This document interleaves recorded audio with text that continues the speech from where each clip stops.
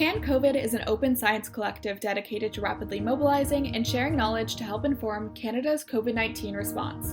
To learn more about us or how to join our community, you can visit our website at cancovid.ca.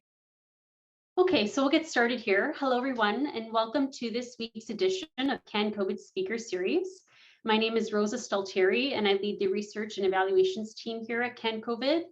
And I have the great pleasure of introducing you to this week's speaker,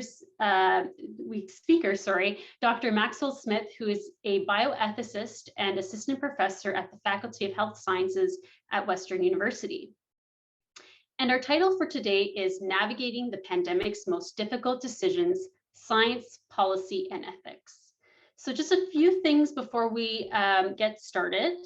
We have saved time at the end of today's presentation for a Q&A session, so please do enter your questions into the events chat. We also like to note that we're using Zoom webinar, so please ensure that you do select to everyone when you enter your question. And finally, we have a brief announcement that we will share right at the end. So without further ado, I will now hand over the mic virtually to Dr. Smith. Thanks. Thanks very much, Rosa, for that introduction and for the opportunity to speak as part of the Can COVID series. And thanks to everyone joining for taking time out of your busy days to be here. So I'll begin by just disclosing that while I am or have been a member of several advisory bodies related to the pandemic response, what I'm going to be talking about today really just reflects my own personal views. And in these roles, as well as in my research, I've been involved in providing ethical insights on the pandemic's most contentious issues, which there have been quite a few, very, very many. And these range really from how we should allocate scarce resources, like vaccines or ventilators, to whether we should continue to use placebo controls in new vaccine trials, despite the existence and availability of effective vaccines, to whether making vaccination mandatory is ethically justified. And I hope to illustrate to you today that the pandemic's most difficult decisions are ultimately concerned with making choices between competing values. And I think to some that this will be quite obvious, but if this is true, which I hope to show in the next 20 minutes or so, then I want to ask, what does it mean then when we expect decision makers to follow the science? This is a common ask of decision makers to follow the science when making decisions. And it reflects a common criticism lodged at decision makers. For example, in my own province, that Premier Ford, for instance, is so-called ignoring the science. But what does that mean if these decisions ultimately reflect choices among competing values? How do science and values intersect and interact when we're thinking about these really difficult decisions? And so what I want to argue is that science and scientific evidence are, of course, necessary, but not sufficient for pandemic decision-making. Accounts that see values as external to the business of science, external to the business of evidence generation or policy, overlook the fact that values, in fact, enter into all aspects of scientific practice and policymaking. And so consequently, failing to systematically understand and analyze how values inform the pandemic's most difficult decisions risks confusing policy deliberations insofar as we end up talking at cross purposes. It also threatens public understanding and buy-in of decisions, since part of the reasons for adopting those policies remain tacit. And then ultimately, it jeopardizes the achievement of what we consider to be a value or of worth, since we've failed to articulate exactly what that is. And of course, the systematic study of values and moral choices is the domain of ethics. And so I hope to make a case for the importance of this sort of systematic ethical analysis, both in cases that may appear obvious to many, but also in cases where it's not as clear. And I hope to provide examples of both types of cases in this presentation. And so in particular, I'll illustrate 4 key ways why and how explicit and systematic analysis of values is critical when navigating the pandemic's most difficult decisions, including when values are explicitly invoked. I think that's the most obvious case, as well as when establishing policy objectives, when trade-offs are necessary, and finally, when navigating uncertainty. So I'm going to address each of these in turn in this presentation. Okay, so first, and this should be the most obvious one, it's critical to explicitly and systematically examine the role of values in navigating the pandemic's most difficult decisions, when values are explicitly invoked in policymaking. And really values and the reliance on values is really ubiquitous throughout this pandemic and how we justify the sorts of decisions that we're making. So we appeal to fairness quite a bit, and there's a lot of discussion right now about whether we prioritize vaccinated versus unvaccinated COVID patients. Lots of discussion about solidarity, of course. Many discussions, particularly around vaccine mandates and passports, around freedoms and liberties. And of course, equity, both locally, domestically, and internationally when it comes to vaccines. And in fact, even if we don't invoke values, we use moral language. And this is an example from WHO's Director General, who warned of catastrophic moral failure as rich countries dominate vaccine supplies. And so we invoke values constantly in our discourses around how to respond to the pandemic. And clearly, when we say that our response to contentious issues ought to be equitable or fair, for instance, or ought to align with other values, we ought to have a good idea about what those values actually mean and commit us to. And this requires explicit ethical analysis, which isn't often present in a lot of these discussions. And so this might seem obvious, but in fact, the majority of the time, the meaning or commitments entailed by these values aren't made explicit or in some way taken for granted, despite the fact that we know that we all have different views, for instance, about what equity or fairness might require in general, and in particular for particular issues. And that's the same for other values like solidarity or reciprocity or stewardship.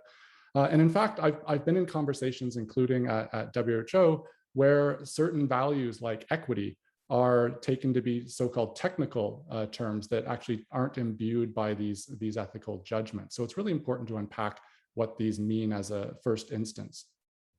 And so just as an illustrative example, I thought I'd show some work that attempts to help us navigate what a value like equity requires. And so when we talk about equity or fairness or justice in public health, we need to ask ourselves, on the one hand, what are the things we value as a matter of equity?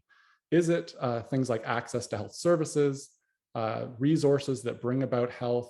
Is it opportunities to be healthy, or is it ultimately good health outcomes themselves? We also need to ask ourselves what pattern or basis we should use to distribute those things that we value as a matter of equity. Do we want everyone to have the same of the value, whatever it is? So do we want people to have equal health outcomes, or at least equal access to health services? Instead, do we want everyone to have enough of a given, say, access to health services, or enough health, and we don't really care about whether people have equal matters of that health? Or do we simply want to prioritize whoever is worse off with respect to any of these domains, whether they have the worst access to health services, or in fact, potentially the worst health? Or do we simply want to maximize whatever it is that we think is of value? Do we just want to maximize, for instance, good health outcomes? Is that what we are really interested in when it comes to equity?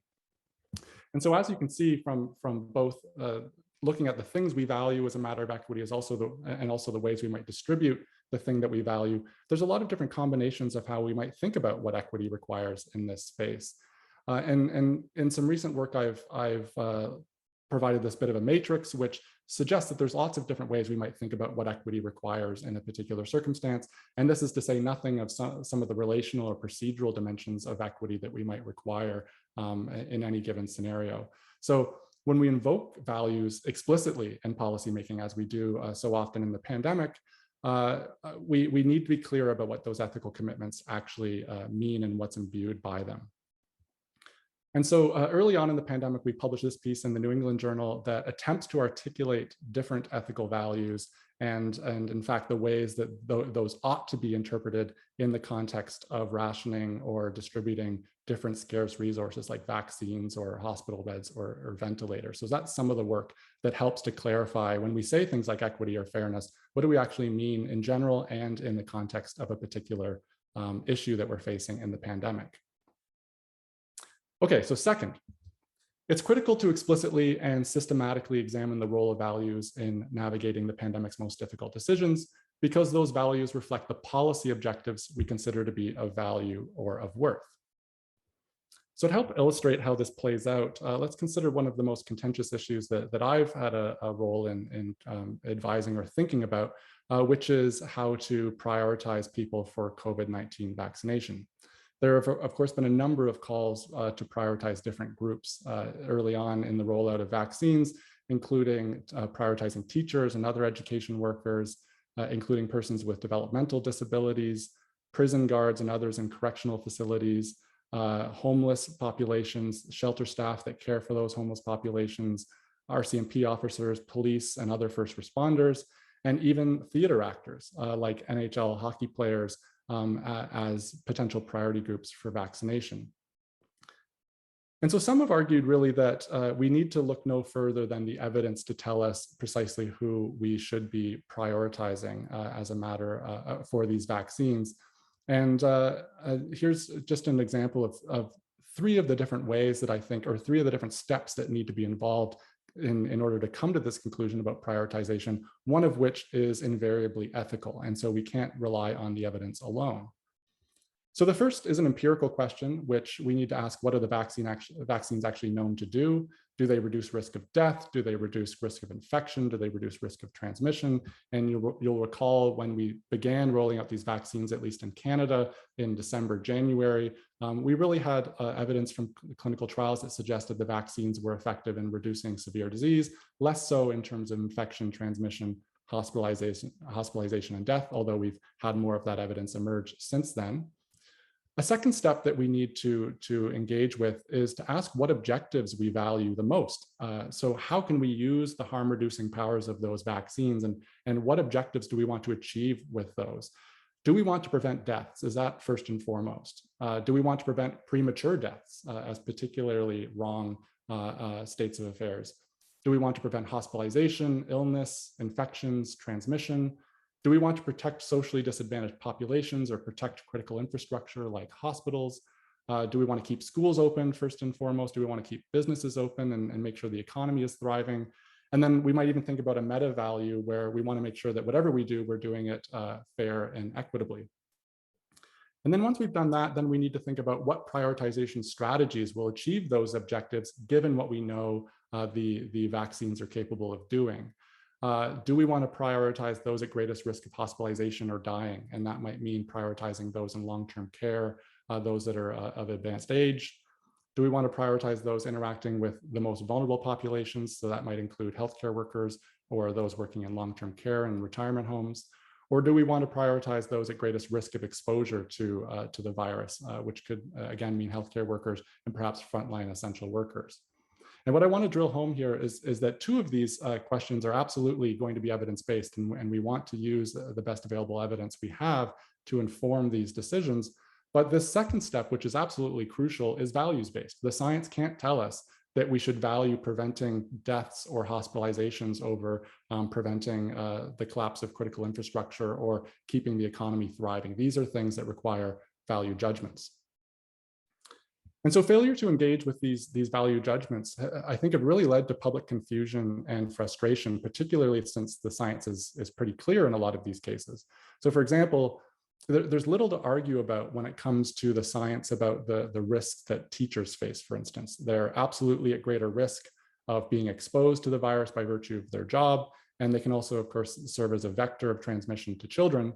But where the value judgment comes in is in whether it's more important to prioritize the protection of those at greatest risk of exposure and transmission, or those at greatest risk of hospitalization and death. And so you saw these calls in the media and by various stakeholders, and pointing to evidence to suggest that this ought to be the group that should be prioritized, and sometimes neglected or ignored the values, judgments, or basis for those sorts of decisions.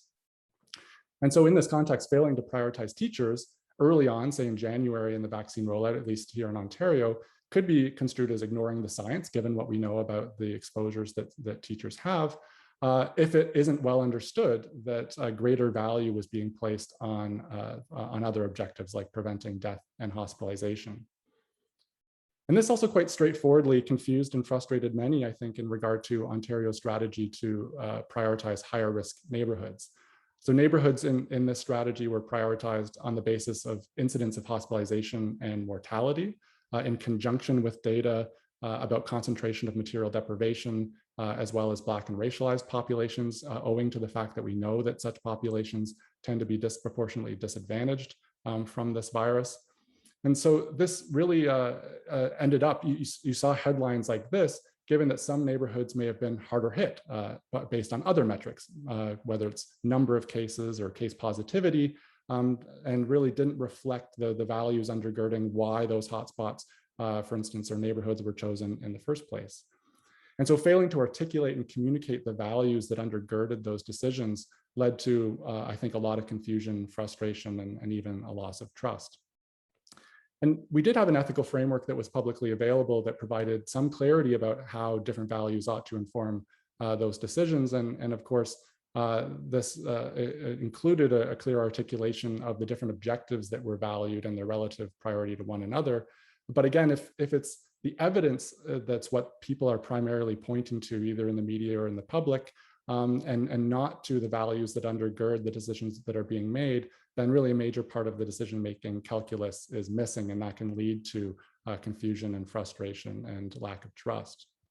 And if you're interested, I've written a couple papers that talk about that particular issue in the vaccine rollout. Okay, second last, it's critical to explicitly and then systematically examine the role of values in navigating the pandemic's most difficult decisions, insofar as these decisions reflect trade-offs.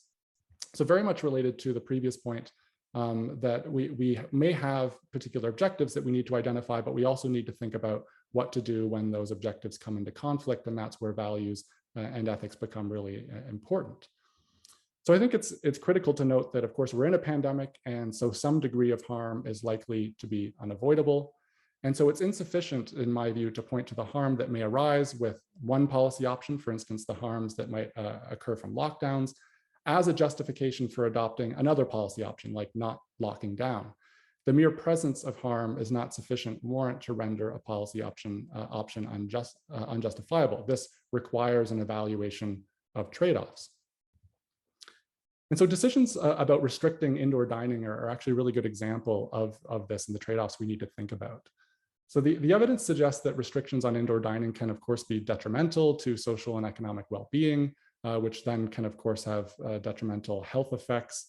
But this on its own doesn't tell us that indoor dining ought to remain open no matter what, or when it should be traded off with other values. Indeed, keeping indoor dining open at all costs can be detrimental to health as well. So we need to think about which harms should we care about here. And ethics involves acknowledging the harms on both sides of this scenario and the trade-offs that exist here, but it really involves an analysis of which harms deserve our attention more and which ones we should be really focusing on. And some might argue that preventing death is particularly ethically urgent because death is irreversible and can't be compensated for either in real time through things like CERB or in the future if we put in some sort of mechanisms to subsidize or compensate for some of the harms that people have faced during the pandemic. And so we ought to privilege measures that aim to prevent deaths and perhaps irreversible things like long COVID than over measures that prevent social and economic harms, even when those harms could be linked to poor health. And of course, trade-offs are ubiquitous. Everywhere we look, there's trade-offs, and this is where values and ethics really become important. So if we think about vaccine mandates and passports, for instance, we're thinking about the trade-offs between protecting the public from harm and then individual liberty on the other hand. When we're thinking about the intervals we should use for vaccine doses, we're thinking about more protection for some versus some protection for more. When we're introducing social restrictions like lockdowns, we're thinking about the social and economic well-being, perhaps being traded off with just keeping schools open, and perhaps we can keep schools open to the detriment of perhaps closing other sorts of areas of our social life. When we think about boosters, we can think about greater protection for Canadians, for instance, versus any protection for others, knowing that over 90% of Africans, for instance, haven't received a single dose. When we think about the use of placebo controls in novel vaccine trials, we're trading off the rapid generation of evidence, which is really important in this context, but also the fairness to trial participants. And then even things like preprints, we're trading off things like rapid sharing of evidence, which is crucial in a public health emergency, versus a commitment to scientific accuracy and validity. And again, I note at the bottom that these aren't either or scenarios. It's really a balancing and privileging of some of these values or objectives over others. And I think, so really where harms are unavoidable, like they are in these trade-offs, ethics is required to explicitly reason through where those harms would be best located or situated. And again, I'm putting a paper here that my colleague Diego Silva and I wrote about some of those issues and trade-offs that exist with the use of public health and social measures. Okay, and finally, I'll turn to an area where it may be less obvious how important the role of values and ethics is. And here it's critical to explicitly and systematically examine the role of values in navigating the pandemic's most difficult decisions, given the presence of uncertainty. And so to illustrate this point, I'll discuss the issue of inductive risk. So despite calls to follow the science or ensure that all decisions are evidence-based, we of course know that no amount of evidence can establish a hypothesis with 100% certainty.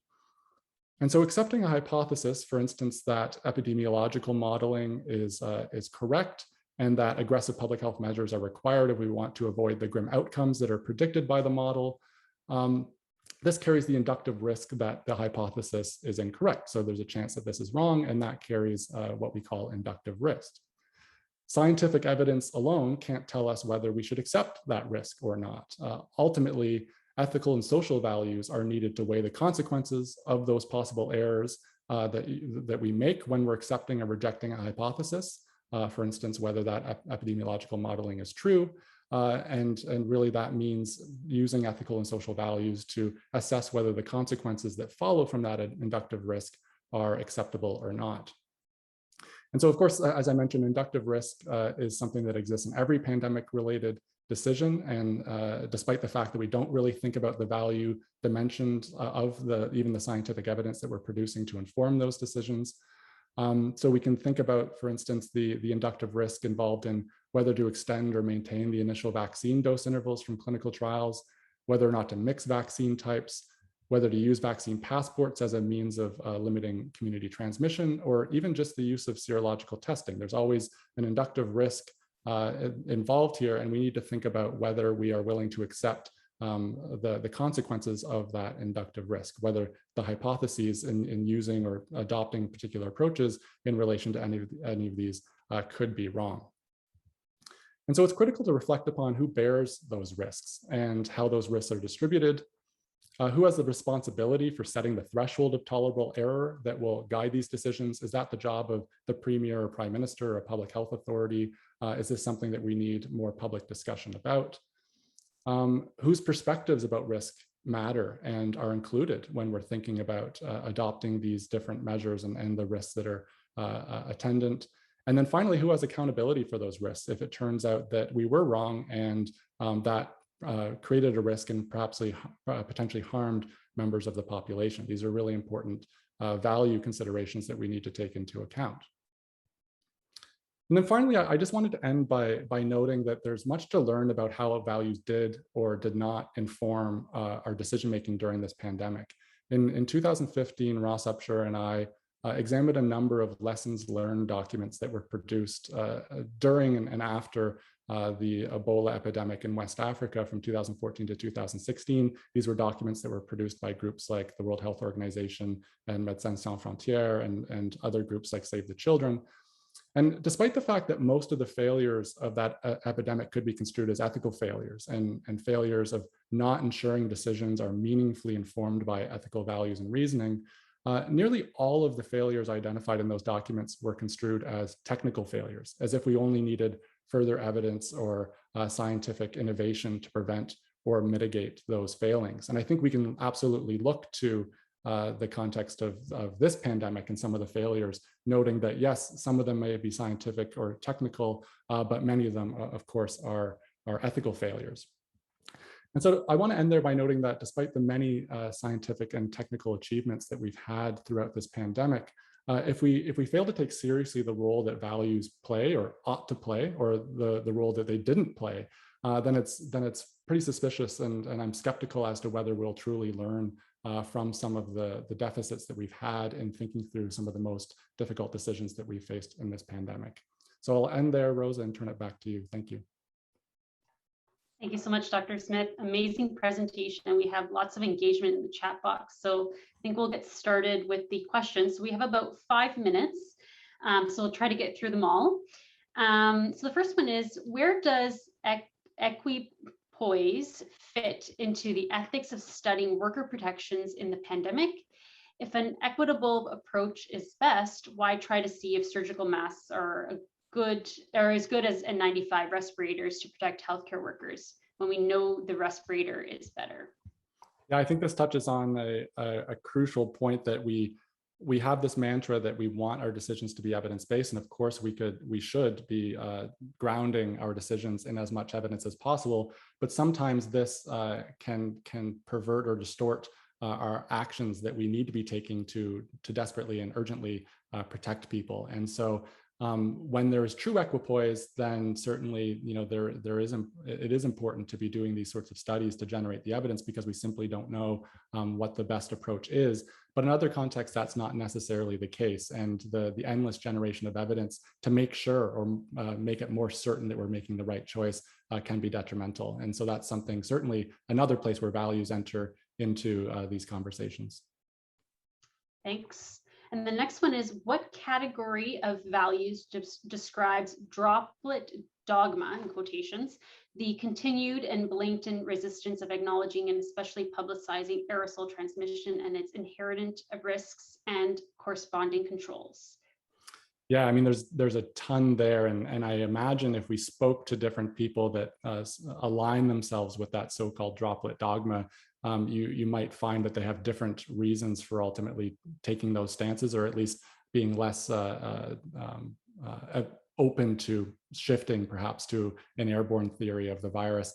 Part of that could come back down to the precautionary principle, and whether we're willing to take precautionary action and measures in the absence of full scientific certainty. And that could be something that, as we've seen with many commissions and inquiries following other outbreaks and public health emergencies, is something that we have not done well in taking up and informing our decision making. So I think there's a lot there that we can go into, but that's my first sort of initial thought. Thanks so much. And we have another question here. How do we include voice in decision making, in quotations, in the definition of equity? Yeah, it's a fantastic question. And that's something that, we can think all day long about what equity requires from various philosophical perspectives. But at the end of the day, we're missing something if we're not including the perspectives of those that are ultimately most affected by given decisions. So that's sort of an epistemological deficit. But then even procedurally, by not including those voices, then we're essentially failing to make sure that the decisions that are ultimately made are seen as legitimate and justified. So even if we would arrive at the same conclusions in the first place, without engaging those particular perspectives, there may not be buy-in, or those decisions may not be seen as legitimate. So I think there's various methods to do this. One of the constraints that we have, of course, is timing. And here I'm thinking about critical care triage when we're on the precipice, potentially in the first wave of thinking of needing to triage. How could we engage voices in that particular context in a meaningful and inclusive way, despite the fact that decisions need to be made very quickly? So I think part of the problem there is we're thinking through this rapidly in the context of the emergency, and what we really needed was these sorts of mechanisms and structures in place before that, so that we could leverage them in the context of needing to make urgent decisions.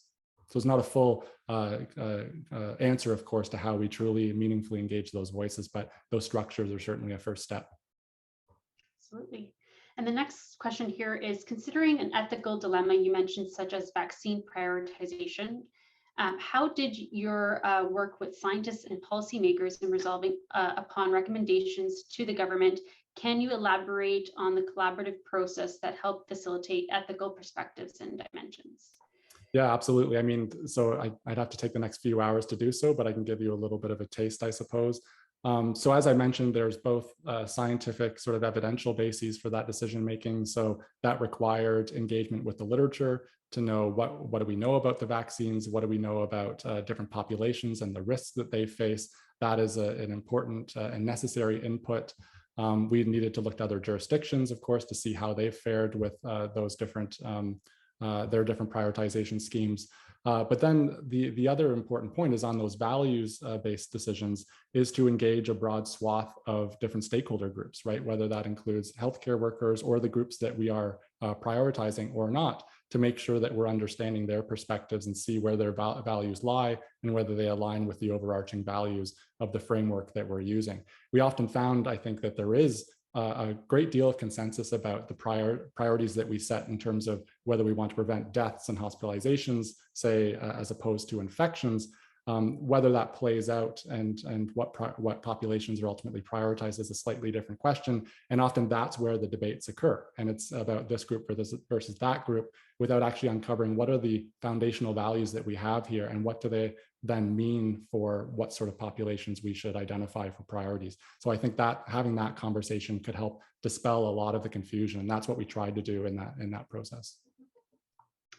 Thanks. And there was a question that was prior to this one that we may have missed, and it was, are we letting acute care priorities rule over community care priorities? Yeah, that's a great question. I'm not going to provide my answer because you don't care what I necessarily think of that. But I think the question itself points to the fact that we have different values in different areas of our health system. And then, of course, of the patients and populations that are served by those areas of the health system. And so if we only look to the values that we hold in the acute care system and say, how should we then operationalize our different plans and our pandemic response, then that's going to skew us or distort the approach in a particular way. So we really need to engage the broader community in different areas of our health sector, and then try to find where those values, where we have consensus, or where we need to make trade-offs in order to have an effective pandemic response. So I think it's a great question that's unresolved at this point. Great. I have lots of remaining questions, but unfortunately we are out of time. So I just want to take the opportunity to thank you on behalf of the CanCOVID team. Thanks for sharing with us, Dr. Smith, the importance of ethics with respect to science and policy making during the pandemic. And of course, thanks to our today's attendees as well. And just a few items to note for next week. Our speakers are Dr. Sherry Price and Kim McMillan. And the speaker series will take place again, same time, Tuesday from 4 to 4:30 Eastern Daylight Time. And the topic of this presentation is nurses' experience with mental health, leave and of absences, pre and post COVID-19, preliminary qualitative findings. And again, details of all of our events are on our website and will be included in this week's newsletter. And again, please do subscribe to our weekly newsletter if you haven't already done so you can stay up to date with our events and our other initiatives. So this concludes today's event. Thanks again for joining us, and we'll see you all next week. Thanks again, Dr. Smith. We would like to thank our speakers and members of our network for their continued support and participation in Canada's pandemic response. If you are interested in learning more about CanCOVID or joining our Pan-Canadian COVID-19 Research Network, please visit our website at www.cancovid.ca.